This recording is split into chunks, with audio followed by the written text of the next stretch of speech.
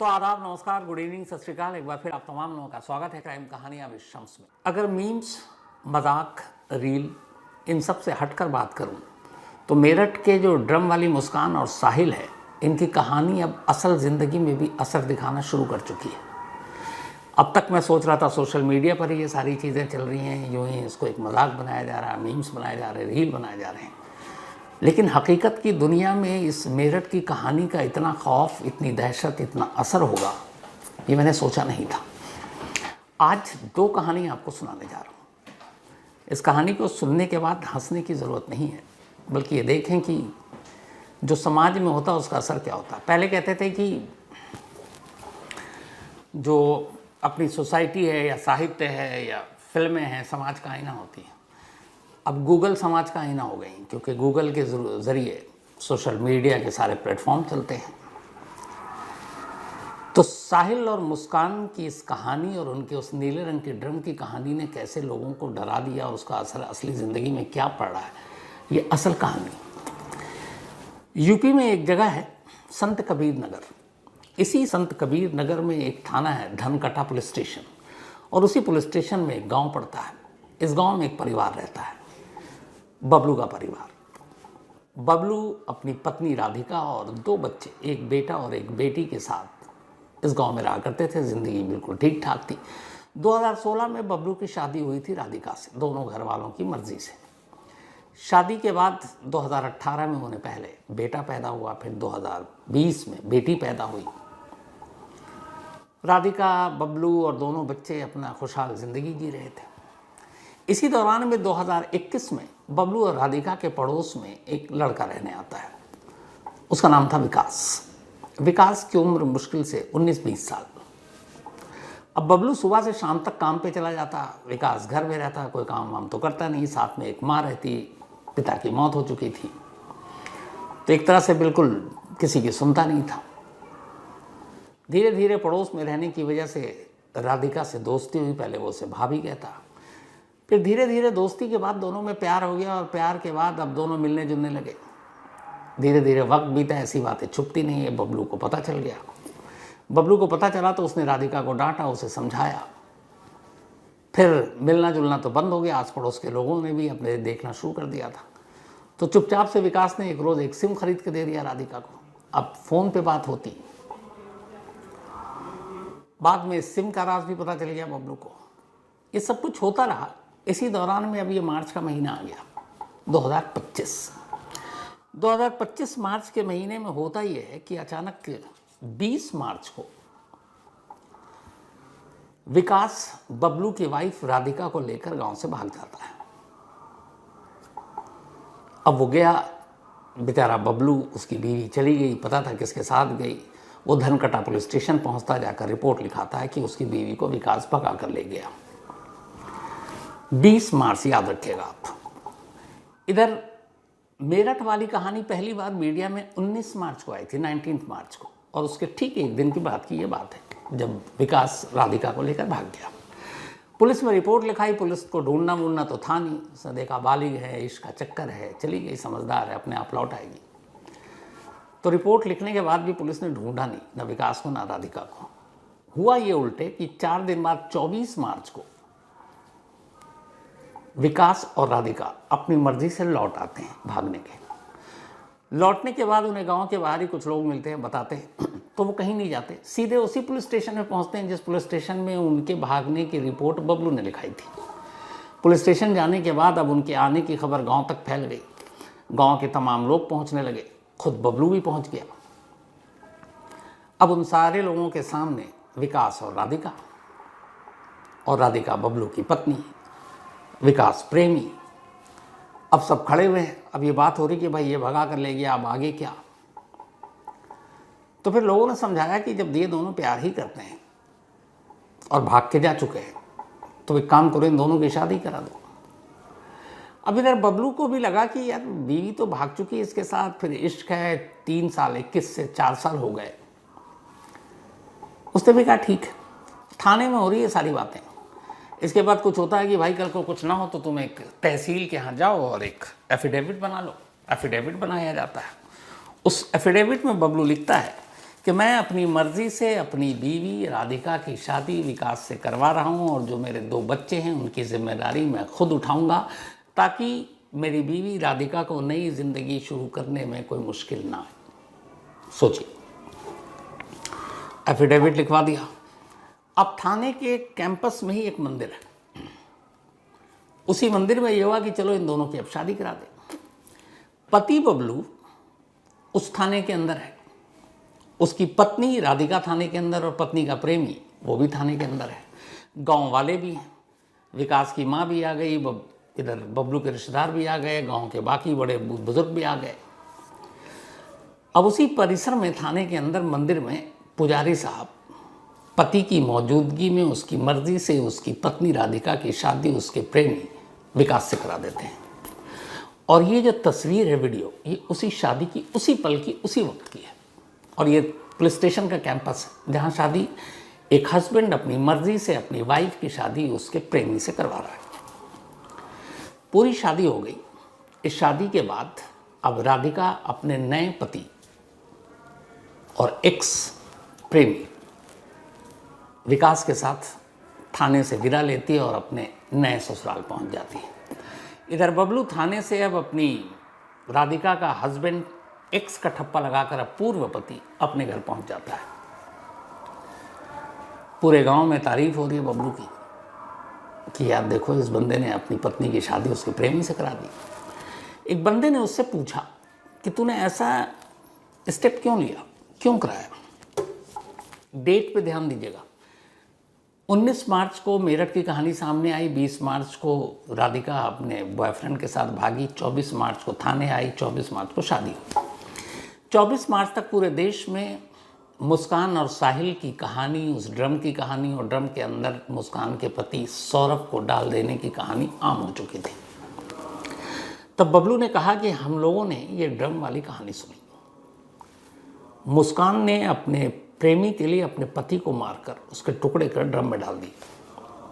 बोला मैं अगर जिंदा रहूँगा तो यार बच्चे भी पाल लूँगा, दूसरी शादी भी हो सकती है, लेकिन जिंदा रहूँगा तब मुझे ड्रम में नहीं जाना था। और इसीलिए मैंने तय किया कि भाई मेरी बीवी को पसंद है, उसका अफेयर है, अपने प्रेमी के साथ रहना चाहती है, तो एक काम करो उसकी शादी करा दो, प्रेमी के साथ रहे, मेरी बला छूट जाए। और बस इसीलिए मैंने अपनी पत्नी की शादी उसके प्रेमी से करा दी ताकि मैं कम से कम बचा रहूं, मेरे इलाके में, मेरे घर में ड्रम की नौबत ना आए। तो मीम्स, रील, जोक्स के पार्ट जिंदगी की असली कहानी में इस मेरठ की कहानी का ये पहला असर था। लेकिन ये कहानी यहाँ ख़त्म नहीं हुई। अब विदाई हो गई, राधिका चली गई, इधर बबलू घर लौटा। अब बच्चे तो छोटे, बच्चे मतलब 7 साल और 5 साल के, उन्हें माँ चाहिए, उन्हें पता ही नहीं कि हो क्या रहा है। बबलू ने समझाया कि माँ कहीं गई है। किसी तरीके से उसने 24 की रात काटी, 25 को फिर बच्चे रोने लगे, माँ। अब बबलू परेशान, इधर दोनों बच्चों की देखभाल करने वाला परिवार में और कोई महिला नहीं। अब उसे काम पे भी जाना है, क्योंकि काम पे जाएगा तब घर में चूल्हा जलेगा। अब बच्चे घर में अकेले हैं, कैसे छोड़कर जाए? अगले 3 दिन बड़ी मुश्किल में काटे बबलू ने। इधर बच्चों को दिलासा देते देते कि माँ आएगी आएगी, बच्चे रो रहे हैं, वो परेशान हो गया। अब चौथा दिन आ गया, शादी के ठीक चौथे दिन, 29 मार्च। बबलू 29 मार्च को उठा, बच्चों की तरफ देखा, बच्चे फिर वही जिद माँ की। उसे घर की परेशानी भी अब समझ में आई। वो सीधे बिना किसी को कुछ बताए विकास के घर पहुंच जाता है। वो उसी गांव में, चूंकि बड़ा पड़ोस में थोड़ी दूरी पर था। घर जाकर वो बुलाता है विकास और राधिका को बाहर। इत्तेफाक से विकास की माँ भी थी, वो भी बाहर आ गई। तो बबलू दोनों हाथ जोड़ता और कहता है कि मैं अपनी बीवी को वापस लेने आया हूँ और विकास तुम मेरी बीवी को वापस कर दो। मुझसे ज़्यादा मेरे बच्चों को उनकी ज़रूरत है और वो माँ आकर पिछले 4 दिनों से रोए जा रहे हैं। तो एक माँ और उनके बच्चों को जुदा मत करो। अच्छा, इधर राधिका का ये था कि शादी के बाद बच्चे तो बबलू ही पालेगा। वो भी नहीं था कि बबलू अपने बच्चों को देने को तैयार नहीं था। तो जब उसने कहा तो विकास की माँ चूंकि एक औरत थी, वो इस दर्द को समझ गई। उसने अपनी बहू को समझाया, नहीं नवेदी, कि देखो बेटा, ये सारे इश्क मोहब्बत सब कुछ ठीक है, बट उन बच्चों को कुछ पता नहीं, और बच्चों के लिए सबसे सुरक्षित, सबसे महफूज जो जगह होती है वो माँ की गोद है। तो उस बच्चे को कैसे समझाओगे, और तुम कैसी माँ उन बच्चों से तुम दूर रह सकती हो। तब तक ये बात विकास को भी समझ में आ गई कि ये गलत है। इसके बाद अब ये हुआ कि माँ ने कहा कि तुम सब भूल जाओ और अब तुम अपनी पत्नी को वापस ले जाओ, दोबारा शादी कर लो। तब तक गांव के लोग भी आ गए, उन्होंने देखा कि क्या हो रहा है। फिर किसी ने कहा बबलू से कि ठीक है, तुम ले तो जाओगे, सब समझौता हो गया, लेकिन एक वीडियो रिकॉर्ड कर लो, एक सबूत के तौर पर कि तुम आए, तुम अपनी मर्जी से तुमने कहा और अपनी बीवी को वापस अब ले जा रहे हो, उसको अपनाओगे, और कल को कुछ बीवी को हुआ तो जिम्मेदार तुम होगे। बबलू वो वीडियो बनाता है, और वो वीडियो उसी वक्त का है जब उसकी गवाही के तौर पर गांव वालों ने ये शूट किया। इस वीडियो में क्या कह रहा है आप ये भी सुन लीजिए। हमारा नाम बबलू है, पिता का नाम श्री कल्लू है, गाँव कटारजोत है। हमारी पत्नी राधिका, और जो है कि इनकी शादी ज़बरदस्ती कराई गई है, और हमें कुछ दिन के बाद पता चला कि ये निर्दोष हैं। हम इनको अपने साथ ले जाना चाहते हैं। दिनांक 28 तारीख 3रा महीना 2025। इसके बाद इसके ऊपर अगर कोई गलत काम कोई करेगा तो उसकी जिम्मेदारी हम होंगे। कोई कष्ट भी आएगा इनके ऊपर तो उसकी सारी जिम्मेदारी मेरी रहेगी। हम अपने परिवार के साथ आराम से रहेंगे। ये वीडियो रिकॉर्ड हुआ, उसमें उसने वही बातें की जो गांव वालों ने कहा। पीछे से कुछ आवाज़ भी आ रही है कि नाम बताओ, पिता का नाम बताओ, कल को कुछ होगा। और फिर इसके बाद बबलू अपनी पूर्व पत्नी एक्स वाइफ राधिका को लेकर फिर से अपने घर पहुंचता है, उनके बच्चों के पास। और उसके बाद इस पूरे गांव में ये खबर फिर गांव के बाहर निकली। अब मीडिया का जमावड़ा है। अब उसके बाद सवाल उठा पुलिस के रोल पर कि पुलिस कैंपस के अंदर, पुलिस स्टेशन के परिसर के अंदर एक शादीशुदा औरत की शादी बिना डिवोर्स के, बिना तलाक के कैसे हुई और पुलिस ने क्यों नहीं रोका। जो हमारे रिपोर्टर थे उन्होंने बताया कि शुरू में खुद पुलिस वालों ने जब ये सारी चीज़ें देखी तो उन्होंने कहा कि अगर वो उसके साथ रहना चाहती है तो तू क्यों बीच में आ रहा है, उसको अलग कर दे, तू शादी करवा दे। पुलिस इसमें पार्टी बनी, लेकिन रिटर्न में कहीं नहीं है।